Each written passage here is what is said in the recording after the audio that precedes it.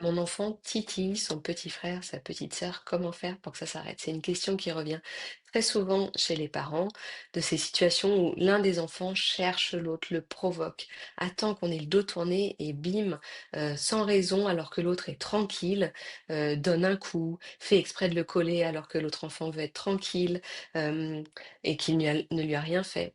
C'est des comportements qui sont très fréquemment décrits par les parents et auxquels je vais vous indiquer aujourd'hui comment réagir. On se dit en tant que parent que tout ça, c'est très compliqué pour l'organisation parce qu'on ne peut pas faire un truc tranquille sans que, bim, ça monte dans les tours, qui sont injustes pour l'enfant qui est embêté, dérangé dans ses activités. Et qui ont aussi un côté irrespectueux du fait que l'autre n'a rien fait, est tranquille et qu'on vient l'embêter. Donc c'est vraiment des situations où c'est dur de réagir calmement parce que souvent, un, on est interrompu et de deux, on dit que c'est quand même un peu fort de café cette situation. Donc, en principe, les familles, elles ont déjà tout essayé avant de me contacter, c'est-à-dire elles ont expliqué qu'il fallait pas le faire, elles ont prévenu, briefé en amont, donc tu te souviens, là, tu lui fiches la paix. Parfois, elles ont obtenu des promesses de l'enfant qui dérange l'autre, et elles ont même aussi tenté de sanctionner, voire de punir ce comportement, et souvent, ça ne produit pas d'effet, en tout cas pas d'effet durable, éventuellement, ça s'arrête sur le coup, mais ça recommence dès qu'on a le dos tourné. Donc très souvent, dans cette situation, l'enfant qui titille, c'est un enfant qui ressent un inconfort. Je prends tout le temps, et je l'ai développé dans mon livre, cette image de l'iceberg pour décrire le comportement des enfants. Ici, sur la pointe émergée de l'iceberg, le petit bout visible que je vois et qui me pose problème en tant que parent, c'est mon fils embête sa petite sœur. Le dessous, la grosse partie de l'iceberg qui échappe à la perception et la partie immergée de l'iceberg, c'est quelque chose qui ressemble à mon enfant s'ennuie ou mon enfant est comme gêné aux entournures, un peu de tension et il a besoin de décharger tout ça. Et oh, une petite sœur très pratique. D'ailleurs, je le précise que ça se produit aussi très souvent quand il n'y a pas un autre enfant dans la famille. S'il y a un chat, un chien, les parents disent c'est pas possible, dès que j'ai le dos tourné, bim, il tape sur le chien qui lui a rien fait. Donc c'est un inconfort, quelque chose qui pose problème à l'enfant et qui va se manifester par ce type de comportement. Donc le haut de l'iceberg, c'est ce qui me pose problème, le dessous de l'iceberg, c'est ce qui pose problème à mon enfant et c'est ça que j'ai besoin de résoudre. Tant que je suis en haut, arrête, tu lui fiches la... Oh, oh, elle t'a rien fait. Tout ça ne marche pas, vous l'avez peut-être déjà testé et on a besoin de venir connecter avec ce qui se cache sous la surface de l'eau. Ça ne veut pas dire que on ne va rien faire, au contraire, c'est juste qu'on va agir plus efficacement. Quand on travaille avec les enfants en séance ou avec les familles en guidance parentale, je fournis des étiquettes, des mots comme tu te sens tout bizarre à l'intérieur, tu t'ennuies, t'as comme une tempête qui monte. Parfois même, on peut dire t'as envie d'embêter les petites sœurs là dans ces moments-là. Faut le dire avec sans critique, sans jugement, ça marche beaucoup mieux. Et en fait, ça va quelque chose qui va rendre compte de cet état d'agitation, d'ennui, d'inconfort intérieur et du coup de l'exutoire, hein, passer ses nerfs, ou de l'occupation, enfin de la recherche d'occupation qui peut en découler. S'occuper à embêter les autres étant une occupation bien tentée, mais qui peut pas être une bonne occupation puisque un jeu, c'est quand tout le monde s'amuse, une occupation, c'est quand ça fait du bien à tout le monde. Et si c'est pas le cas, c'est pas la bonne option. Donc en haut, j'ai mon enfant embête son frère ou sa sœur, et dessous, j'ai mon enfant se sent pas bien.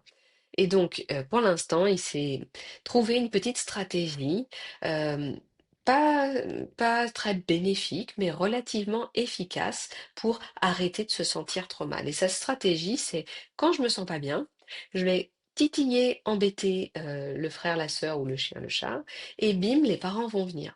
C'est pas parfait, puisqu'ils vont venir un peu fâchés, mais au moins ils vont venir. Et donc, à chaque fois qu'il y a ce truc de je me sens pas bien, que ce soit de l'ennui ou de passer ses nerfs, ce cercle vicieux se reproduit. Alors attention, je vous le dis tout de suite, la solution, ça n'est pas d'ignorer le comportement. Donc j'ai décrit le cercle où c'est quand je me sens pas bien, j'embête, les parents viennent. Si vous vous dites je vais résoudre ça en arrêtant de venir, et vous l'avez peut-être déjà testé, ça ne marche pas. En fait, comme l'enfant a toujours ce besoin de trouver quelque chose pour se sentir mieux, si ça déclenche pas à ce seuil au niveau de embêter la petite soeur ou le petit frère, ils vont monter d'un cran jusqu'à atteindre le seuil où vous pourrez plus ne pas intervenir. En plus, ignorer ce comportement, bah, ce serait aussi injuste pour le petit frère, la petite sœur, le chien, etc. Donc quand on ignore, ça me fait une espèce d'escalade et l'enfant atteint ce seuil où on peut plus ignorer. Donc c'est ni leur tomber dessus à bras raccourcis y aller en frontal, en haut de l'iceberg, stop, qu'est-ce que j'ai dit, tu lui fiches la paix, mais c'est pas non plus ignorer. Et donc au milieu, on a une espèce de troisième voie que j'appelle souvent passer sous la surface de l'eau, en prenant cette image de l'iceberg.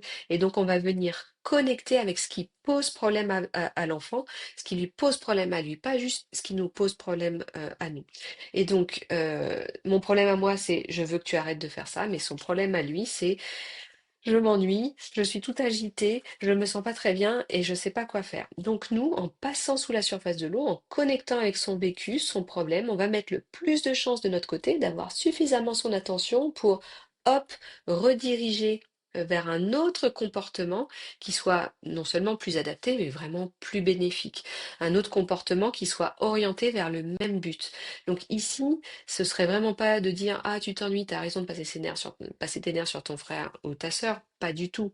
Mais c'est vraiment ah tu t'ennuies, ça te donne envie de t'embêter et comme c'est pas possible, voilà tout ce que tu pourrais faire quand tu ressens ça qui est très désagréable et moi je suis là pour t'aider. Donc c'est vraiment de garder le même but en changeant de chemin, en prenant un autre comportement pour atteindre ce but. Comment je peux faire pour me sentir mieux? Ce comportement de titiller, il vient vraiment d'une recherche, d'une stratégie pour se sentir mieux, et c'est ça qu'on doit absolument prendre en compte.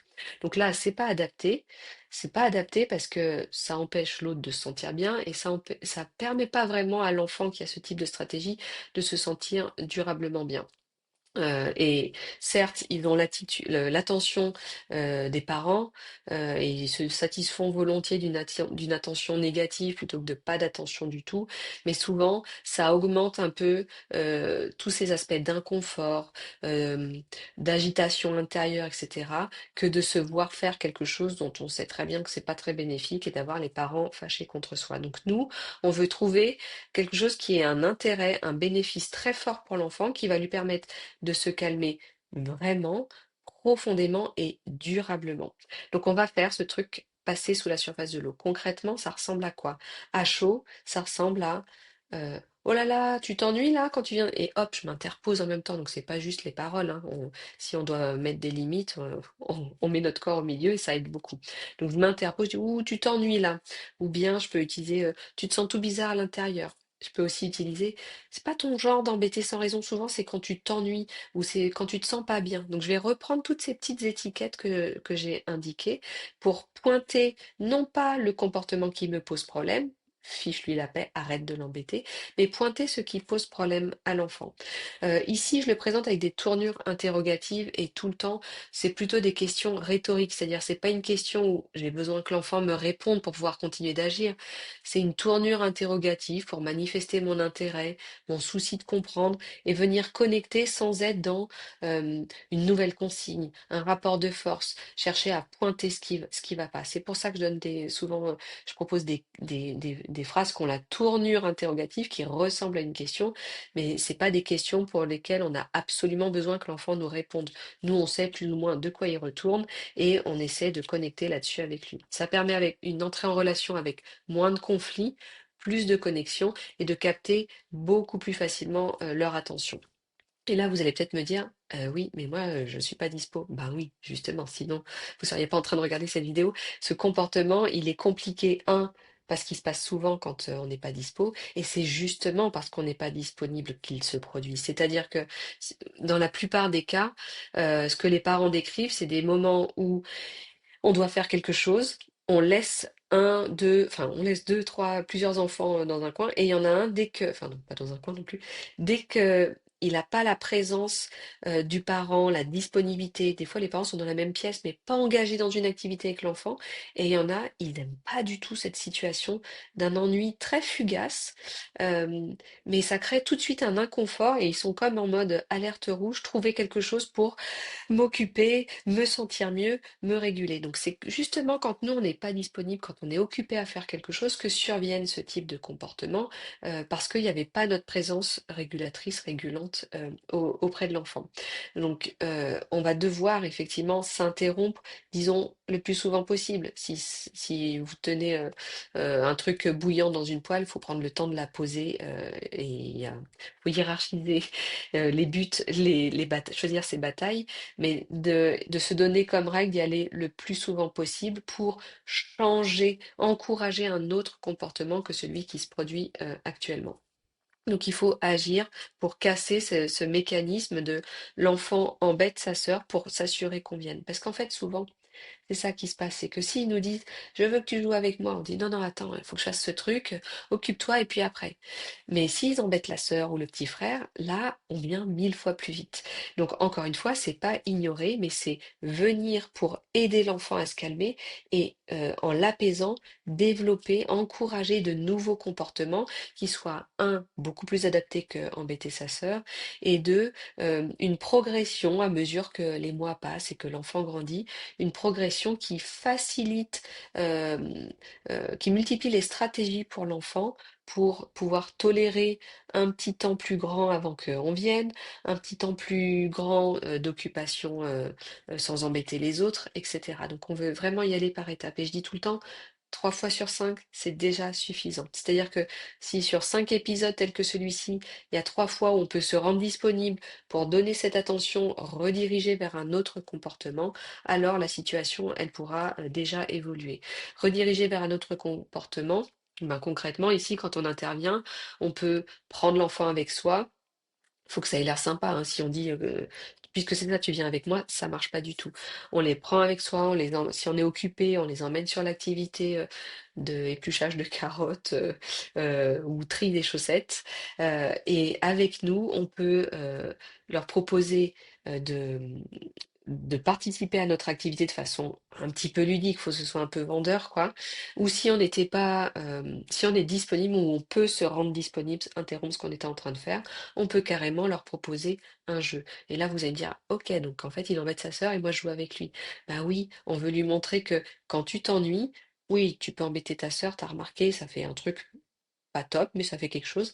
Mais si tu viens me voir, moi, ce sera encore mieux ce qu'on va faire ensemble.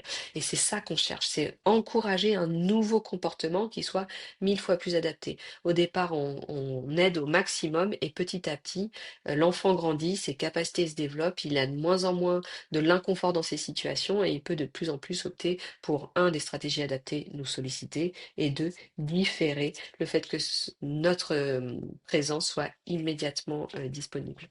Donc vraiment, si vous voulez aussi plus d'idées de toutes ces petites occupations qu'on peut avoir à l'oral quand on est occupé à faire quelque chose, c'est-à-dire je peux pas m'asseoir pour faire un puzzle avec toi, mais si tu veux, en même temps que je plie ce linge, tu peux me faire deviner un fruit. Voilà, si vous cherchez plein d'activités comme ça qu'on peut faire à l'oral, j'en avais glissé plein dans certains chapitres de mon livre. Et comme je le dis tout le temps, tout ne se joue pas à chaud. Donc là, c'est ce qu'on peut faire sur le coup quand ça se produit, mais il y a un énorme enjeu à agir aussi à froid, dans des circonstances favorables, à distance de ces épisodes, quand l'enfant ne ressent pas ce truc d'ennui. Donc on va pouvoir, par exemple, introduire des supports qui permettent de parler de ce qu'on ressent, de mieux identifier nos états intérieurs. C'est vraiment très important de faire ça quand l'enfant n'est pas en train de ressentir tout ça. Il sera beaucoup plus disponible, beaucoup plus ouvert pour qu'on puisse aborder ça sans que ça génère un peu des réactions de défense en lien avec la honte de mal agir, la crainte de pas s'être assez bien comporté, etc. Donc il y a plein de supports que je présentais dans mon livre. Et ce qui est important, c'est que nos enfants doivent comprendre ce qu'ils vivent pour pouvoir le réguler de façon plus adaptée. Donc il y a vraiment un enjeu à leur fournir de l'information sur tous ces états intérieurs qu'on peut ressentir, qui sont parfois des émotions à proprement parler, mais des choses parfois un peu plus de l'ordre de ressenti physique, ou voilà, l'ennui, l'agitation intérieure, une espèce d'inconfort, d'instabilité, comme les expressions qu'on a, c'est je me sens à cran, je me sens tendu. Voilà, pour décrire tous ces états-là, il faut des mots, il faut pouvoir en parler avec eux pour qu'on puisse connecter avec quand tu te sens ça, quand tu te sens comme ça, ce que tu peux faire, c'est tel truc. Ça, c'est la première chose qu'on gagne à faire à distance. La deuxième chose qu'on gagne à faire à distance, c'est de prévoir à l'avance ce qu'on pourra faire la prochaine fois. que tu ressens ça, ce que toi tu pourras demander et ce que moi je pourrais t'aider à faire. Et donc là, on peut prévoir, tu peux me solliciter avec un code alerte rouge. Je sens que j'ai envie d'embêter ma petite sœur, ou bien une panière d'activités anti-ennui où on a mis d'avance un stock de coloriage de leurs héros de dessin animé préférés, un stock de relier les points, si c'est leur période, j'adore relier des points, de labyrinthe, de chercher trouve, oui, des livres de chercher trouve, des activités avec les 7 différences, ou bien aussi des idées de défis pour se défouler. Et tout ça, on va les définir avec eux et ça va permettre de diminuer petit à petit ce type de comportement. Cette diminution, elle va se produire par étapes progressives. C'est la marche normale, pas de panique. Donc, au départ, le même scénario va se produire. Votre enfant va s'ennuyer, va embêter sa sœur. Vous allez gagner d'abord en efficacité en interrompant ce comportement sans créer toute l'escalade, avec vraiment quelque chose de durable qui vient apporter de l'apaisement à l'enfant. Ensuite, vous allez voir que votre enfant va commencer à vous solliciter avant d'embêter sa sœur dans certaines situations. C'est un énorme progrès quand on est sur cette marche-là de l'escalier de progression. Vraiment, à partir de là, le temps est votre meilleur allié.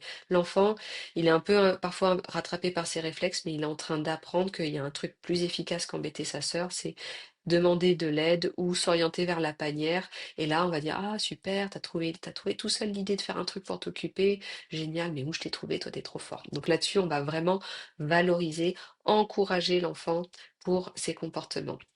Si vous vous demandez quoi faire concrètement par rapport à tous ces comportements des enfants qui sont aussi normaux que potentiellement agaçants quand ça se reproduit 15 fois par jour. Dans mon livre, j'ai donné les lignes de conduite à suivre pour 35 de ces comportements, pour savoir quoi faire en amont, sur le coup quand ça se produit, après coup, que vos interventions étaient fructueuses ou non. Et vraiment, vous pourrez trouver à chaque fois la marche à suivre comme un mode d'emploi pour accompagner vos enfants sur ce type de comportement. Et je vous retrouve bientôt pour répondre à d'autres questions, d'autres préoccupations de parents.